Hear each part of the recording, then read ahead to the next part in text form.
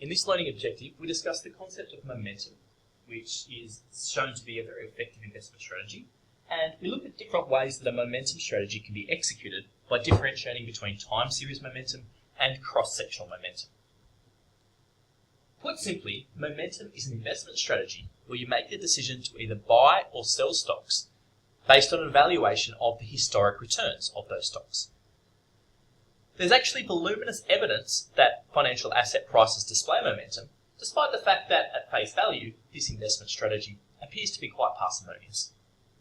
It's important to note, though, that there are multiple ways that a momentum strategy can be executed, and the relative benefits and returns that can be generated by the momentum strategy largely depends on the specific strategy that is employed. So two key types of momentum strategies are time series momentum and cross-sectional momentum. Time series momentum is the investment strategy whereby you look at the security's own past time series of returns and use that to predict future returns. Quite simply, this is the investment strategy based on the idea that stocks that have had positive abnormal returns over a past intermediate period of time will subsequently continue to have positive returns due to the momentum in that price. Similarly, according to time series momentum, stocks that have had negative abnormal returns over a historic intermediate period will continue to observe negative abnormal returns into the future. Cross-sectional momentum is not simply based on the own past returns of individual stocks, but it is a concept that is based on ranking stocks according to their returns. So with cross-sectional momentum, what you do is you look at the returns of all securities within a particular feasible set over a time horizon. And it's important to note with momentum, we look at an intermediate time horizon, so we look at the last 3 to 12 months. Based on performance across that intermediate period, you then rank all the stocks from best performing through the worst performing. And the idea of a cross-sectional momentum strategy is that you take a long position in those stocks that relatively performed best over the evaluation window, and you take a short position in those stocks that performed relatively worse. So while there are clear linkages between time series and cross-sectional momentum, they are two differentiable strategies, given that cross-sectional momentum looks at relative performance, whereas time series momentum only focuses on the actual performance of the asset across time. So with respect to momentum, because many people would think at first glance this appears to be a relatively simple strategy, and often in financial markets, when things appear to be too good to be true, they actually are, it's important to look at what the academic evidence shows us regarding the momentum investment strategy. There is actually a vast academic literature that documents the success of momentum strategies, both in the US and globally, and in markets including Australia around the world. In fact, the evidence tends to suggest that before taking account of transaction and other trading costs, a momentum strategy can generate abnormal returns of approximately 1% per month. Now, obviously, when we incorporate market frictions, that return will be significantly reduced.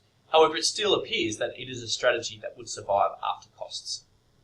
Another way to consider the benefits and relative merits of the momentum strategy is to listen to the words of the gentleman we see on the screen here, Gene Farmer. Many of you would have heard of Farmer because he's the father of the efficient market hypothesis. The efficient market hypothesis, you'll remember, states that security returns cannot be predicted by either past returns or publicly available information. So if there is anyone who should be arguing that a momentum strategy does not work, one would believe that Farmer would be this person. Consistent with that, back in 1970, when the efficient market hypothesis was first developed, Farmer was quoted as saying, "Future prices cannot be predicted by analysing prices from the past." Very definitive statement, which basically suggests momentum should not work. However, let's fast forward about 40 years, and let's look at a paper that Farmer wrote with his co-author Ken French in 2008, where he states that momentum appears to be the strongest and most pervasive anomaly. So Gene Farmer, the father of market efficiency, is saying that there appears to be strong evidence of momentum in stock returns, and argues that this does not appear to be explained by rational models of risk. So as we spoke about before, there are these two different momentum strategies, where a time series momentum strategy only focuses on the past performance of the security returns themselves. So basically it's going to buy any stocks that outperform the market, sell any stocks that underperform the market. one potential issue with a time series momentum strategy is that it can be quite susceptible to a variation in the aggregate market return across time, because you can have periods where you have a whole lot of stocks that are performing really well, so you're long in a large number of stocks, or you can have a period where a whole lot of stocks perform poorly and you're short in a whole lot of stocks. Cross-sectional momentum is more balanced. By construction, you'll be taking a long and short position in the same number of stocks because of this process of ranking and investing based on relative past performance. Let's have a quick think about how a cross-sectional momentum strategy works. So what we do with a cross-sectional momentum strategy, let's imagine that here we're standing at day T. And at day T, what we do is we look back at intermediate past period returns. Now, this is an important point with respect to momentum. It is an intermediate return strategy. So we look back over a period of 3 to 12 months. As we'll look at down the track, we actually get different results if we look at momentum over a longer time period, if we look back, say, 5 years rather than 3 to 12 months. But for now, we're focusing on a historic period, 3 to 12 months. Different investors will choose different look-back windows depending on what they think is most valid. But let's assume for the sake of this exercise, we're looking back a year. So we're looking back returns for the last 12 months, and we're ranking all stocks based on those past returns into deciles. So we've got, based on performance over the last year, the top 10% of stocks, the next 10% through to the worst 10%. We're going to take a long position, or we're going to buy the top performing decile, and we're going to take a short position, or we're going to sell the worst performing decile. We then hold that portfolio for a subsequent intermediate period, often again 12 months. And at the end of that 12-month period, we'll rebalance. So at the end of that 12-month period, we'll hold the long and short portfolio for a year, and then effectively we'll be back at T, and we'll do the same thing again. We'll reform our portfolios, re-ranking again based on the last year, buying and selling, so we're trading to bring our portfolios to ensure that our long position is always full of winners and our short position is always full of losers. But it is important to note that while there is some turnover associated with this portfolio, turnover is relatively limited as it's only the rebalancing of the portfolio. As I spoke about before, there's a huge amount of evidence that validates the success of momentum strategies across a whole range of markets. And it's also important to note that not only is momentum shown to exist in equities, but it's been shown to work in other asset classes. So Moskowitz, Oy, and Peterson demonstrate that momentum works in equities, bonds, currencies, and commodities. So let's look at some of the numbers with respect to the returns on a momentum strategy. So what I've documented here is the performance of a momentum strategy across the period 1927 to 2011 in the US equity market. Now basically what I've done is that at the start of each year, I've looked back at the previous 12 months and I've created those decile portfolios we spoke about before, whereby we've got the decile of best performing stocks over the last year and the decile of worst performing stocks over the last year. I hold that portfolio for 12 months, and at the end of the year I rebalance. So at the end of the year I reconstruct the winner and loser portfolios and so forth, and I look at the returns through time of this portfolio that I'm rebalancing every year. So what we find here is these are the average monthly returns for stocks that were losers and winners, or relatively worst performers and relatively best performers, over the previous year. What we can see is that there's clear evidence of return continuation. That is, those stocks that performed worst last year, on average, actually tend to perform worse next year because they only generate a return of about 0.3% per month. We've got this monotonically increasing return as we move across deciles formed on past returns, whereby the past winners, those stocks that performed best last year, they generate a return of about 1.5% per month over the subsequent year. So we can see there's a huge return differential between past winners and past losers. So this investment strategy where we buy past winners and sell past losers is quite profitable. So that's in the US. What about in Australia? Well, in Australia we see the same results. So I've done exactly the same thing here for Australia for the period 1976 to 2012. Ranked stocks based on their returns over the last year, held them for a year and rebalanced annually. We can see once again there's a significant difference between the returns of past losers and past winners. And an obvious question you might ask is, well, is this just explained by risk? Is this result simply due to the fact that past winners maybe are more volatile? So down the bottom here, what I also report are the Sharpe ratios, or the risk-adjusted returns, if you like, across each of these quartiles. And we can see once again clear evidence that past winners have much higher Sharpe ratio than past losers, again meaning that even after controlling for risk, momentum appears to be quite a successful investment strategy. Another way to think about this is to look in Australia at the zero investment returns. So what we're doing here is we're saying, let's create what we call a zero investment portfolio where we're long our portfolio of winners and short our portfolio of losers. Another way to think about these zero investment portfolios is that we are looking at the cumulative return differential between the portfolio of past winners and the portfolio of past losers. We can see from 1976 through to 2012, there is a fairly constant upward trend, which indicates to us that across time, past winners fairly constantly outperform past losers. We do have some large drawdowns, which is going to be an important point we'll touch on later, but yeah, there's a clear upward trend here. So throughout time, this is not some phenomena that was just in some sub-periods, say back in the 1970s or 80s. It's a persistent anomaly that seems to outperform across most time periods. And it's also important to note that this is a strategy that has been adopted across the funds management industry. So just as an example here, you can go to the AQR Capital Management website where they document momentum indices that they use, and they use momentum as an important factor across many of their investment strategies. Now, there's a range of different ways that we can try to implement a momentum strategy. We've looked so far at looking at relative past returns, and with respect to that strategy, remember we look back over the last intermediate period, say a year, and we rank our stocks. However, there are other strategies that are a little bit more parsimonious, using simple heuristics that can also look at the returns on an equivalent momentum type strategy. So here we're looking at what we call the 52-week high. The 52-week high is an investment strategy that was introduced by George and Huang in 2004. The idea here is that they look at a current stock's price relative to its 52-week high, the 52-week high being the maximum price that stock achieved over the last year.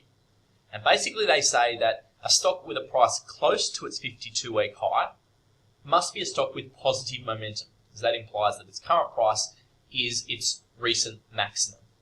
Whereas a stock whose current price is a long distance from its 52-week high must be a loser, because it tends to assume that it's got downward momentum, or it's moved quite a long way away from its peak share price. So based on this idea of momentum, they buy stocks close to their 52-week high, and they still sell stocks a long way away from its 52-week high, with, as I said before, the key benefit here being that the 52-week high data is really easily accessible. So this is a really simple investment strategy to implement.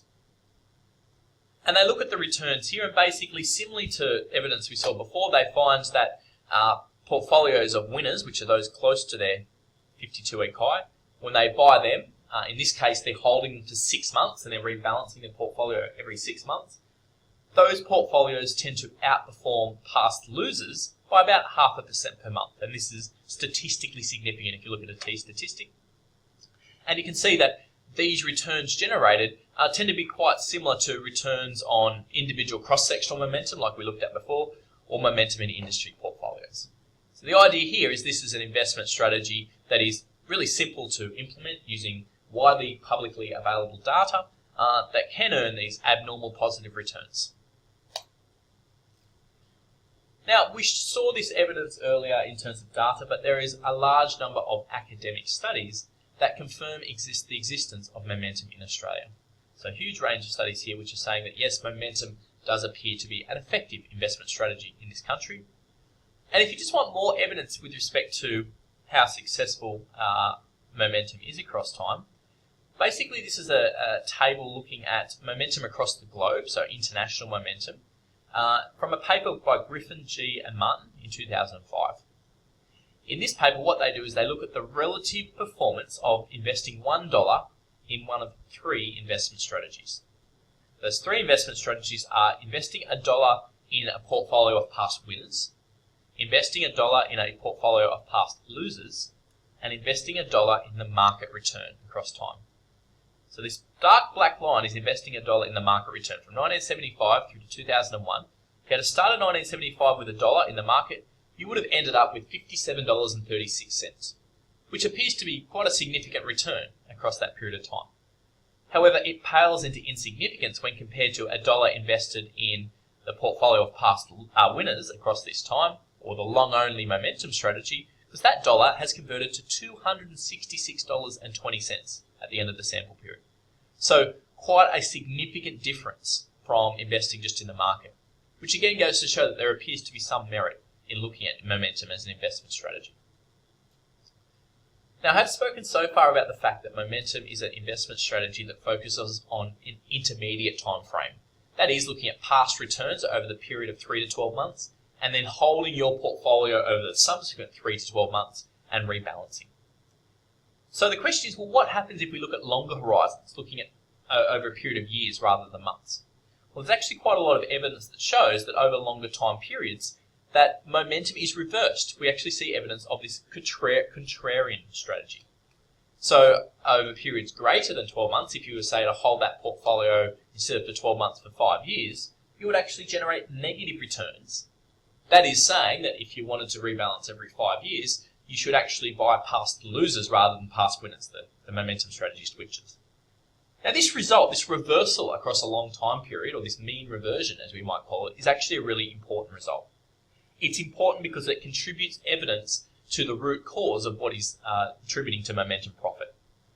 That mean reversal of momentum profits across time tends to tell us that momentum is caused by some type of overreaction. Because if the market is overreacting to something, you find the price is moving away from its fundamental value. Eventually, the price has to come back down to its fundamental value, which is what we see.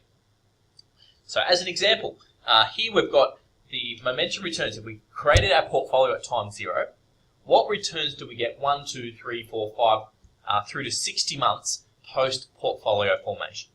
Well, consistent with the idea that you should hold a momentum portfolio for up to 12 months before rebalancing, we can see that these returns are positive in each of the first 12 months after we construct our portfolio. However, it's almost like we flick a switch at month 13, because on average, returns from month 13 through to month 60 post-portfolio formation tend to be negative. So basically what you're doing is if you hold your portfolio for up to, say, 60 months, you give back all the positive returns that you generated across this first 12-month period. Now, momentum is not just confined to the equity asset class. Momentum is evident across a large range of different asset classes. This is a paper by Moskowitz, Peterson, and Oy, where they look at commodity momentum, currency momentum, momentum across international stock indices, and momentum across fixed income. Across all these instances, we can see that these bars are positive. That is, the returns on the momentum investment strategies are consistently positive. So momentum appears to be pervasive. It appears to exist across time periods, across markets, and across asset classes. And this really strong evidence of what appears to be a simple investment strategy gives us great strength in the notion that maybe this is something that investors should consider as a potential strategy that they can use if they hold a philosophy that markets are less than perfectly efficient.